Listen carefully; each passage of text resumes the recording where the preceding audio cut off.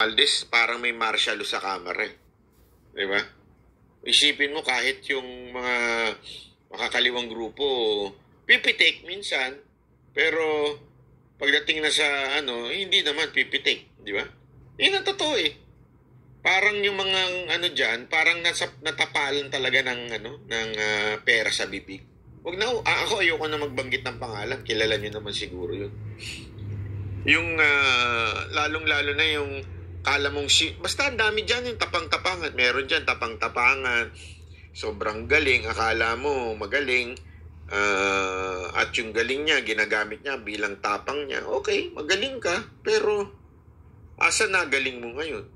Meron naman dyan, akala mo talagang babanggain niya lahat ng nasa otoridad. Lalong-lalo na yung mga pulis, enforcer, kung sino-sino pa. Asan yung tapang niyan?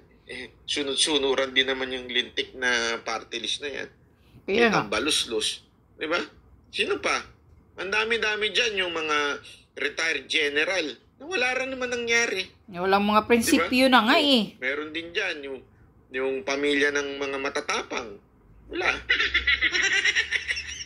Natapalan na ng pera ang mga bibig at prinsipyo. Kaya ngayon, sunod-sunuran na lang sila kay Tambaluslos. Hindi, alam mo, kaya nakontrol ni Tambaluslos ang... Iba talaga ang Kamara. Dikta ng pera. Yes. Kaya hindi ako walang biro. Kaya, alam nyo, the secret in life... Pagpira na ang kumilos, mabilis na yan. Madali lang. This is an honest, I just wanna talk to you in an honest. Sabi ko nga sa inyo, hindi ako banal-banalan, hindi po ako okay? Ayoko pong to sound religious or anything. Pero marami ka talagang matututunan sa Proverbs. Marami ka talaga dyan eh. Bakit? Isa na ho dyan yung mabuhay ka ng payak. Mabuhay kang kontento. Kasi the more na gusto mong maging something, nagiging greedy ka na, wala ka nang kakuntintuhan. Ganun yun. Diyan pumapasok yung Diyan pumapasok yung pagiging greedy. Diyan papasok yung gagawa ka ng hindi tama. Correct. Kasi nga, to sustain your greed. Tama, mali. Di ba? Pero kung simpleng buhay lang, simpleng kaligayahan lang, mga 3 motor lang, gano'n. joke lang. Excuse me po, isa na lang motor ko. Ha? Hindi, di ba? Totoo naman eh.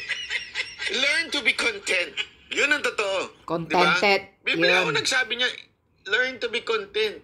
Huwag kang, minsan, yung simpleng lang. Hindi ko naman sinasabing huwag kang mangarap, ha? Iba naman yun. Di ba?